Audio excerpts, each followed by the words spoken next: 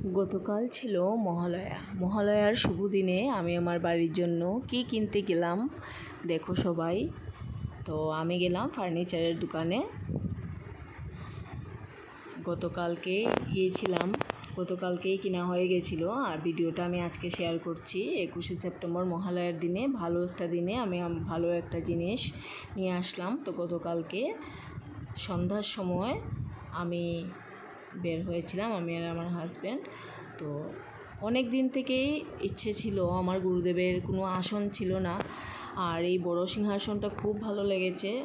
ওর finishing কাজ খুব সুন্দর, কিন্তু আমার পূজা ঘরটা তো অনেকটাই ছোটো, তাই এত বড় সিংহাসন শুধু দেখছিলাম, নেওয়ার জন্য না। এমনিতেই কোনো এইসব ফার্নিচারের দোকানে গেলে এগুলো দেখতেও ভালো লাগে, ঘুরে ঘুরে দেখছিলাম কী আছে, সবগুলা দেখছিলাম। ভালোই কাঠের জিনিস। ওদের দোকানটা হচ্ছে গঙ্গানগর, তো অনেকটাই আমাদের বাড়ি থেকে দূরে। আমার হাজব্যান্ড অনেক দিন আগে ওই দিক থেকে আসতে সময় ওর চোখে পড়েছিল ওই দোকানটা। তো আমি ছোটো সিংহাসন অনেক দিন থেকে খুঁজছিলাম। বললামই ঠাকুর ঘর পূজা ঘরটা অনেকটাই ছোটো, তো আমার গুরুদেবের জন্য ছোট্ট একটা সিংহাসন আমার প্রয়োজন ছিল।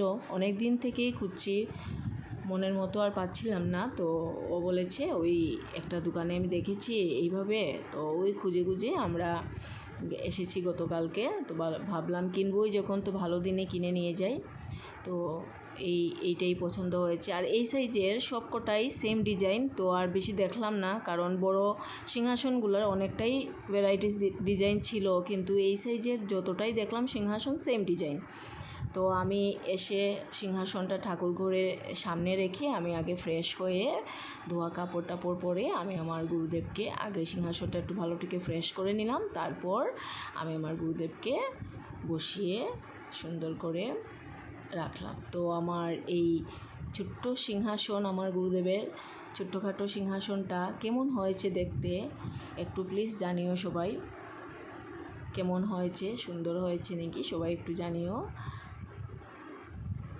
আমার তো খুব পছন্দ হয়েছে, তোমরাও জানিও কেমন হয়েছে। ঠিক আছে।